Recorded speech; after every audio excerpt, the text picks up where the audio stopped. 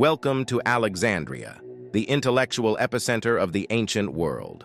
Founded by Alexander the Great in 331 BCE, this city is home to the Great Library, a beacon of knowledge and scholarship. The Library of Alexandria, established in the 3rd century BCE, houses hundreds of thousands of scrolls. It is a place where the greatest minds of antiquity come together to explore science, philosophy, and the arts. Born around 360 CE, Hypatia is the daughter of Theon, a renowned mathematician and philosopher. She is educated in mathematics, astronomy, and philosophy, quickly surpassing her peers. Hypatia rises to prominence as a philosopher and mathematician, becoming the head of the Neoplatonic school of philosophy in Alexandria. Her lectures attract students from across the Roman Empire. By the early 5th century CE, Alexandria is a city rife with religious and political tension. Paganism, Christianity, and Judaism clash violently, each striving for dominance.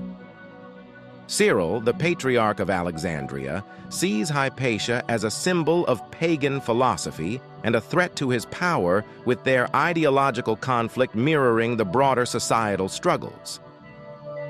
The exact date of the library's destruction remains uncertain, but it suffered multiple attacks over centuries. The most devastating likely occurred in 391 CE, when Theophilus, Cyril's predecessor, led the destruction of pagan temples. Despite the turmoil, Hypatia continued her work, her commitment to knowledge and education remaining unshaken even as the political climate grew increasingly hostile.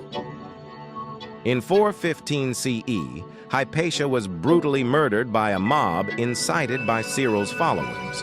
Her death marks the tragic end of an era of scientific and philosophical inquiry in Alexandria. Reserve your right to think, for even to think wrongly is better than not to think at all. Today, Hypatia's legacy endures as a symbol of intellectual freedom and the pursuit of knowledge. The Great Library, though lost, continues to inspire the quest for learning and discovery across the ages and is a cautionary tale on the importance of the free exchange of ideas and valuing and nurturing education, as the alternatives can be dire.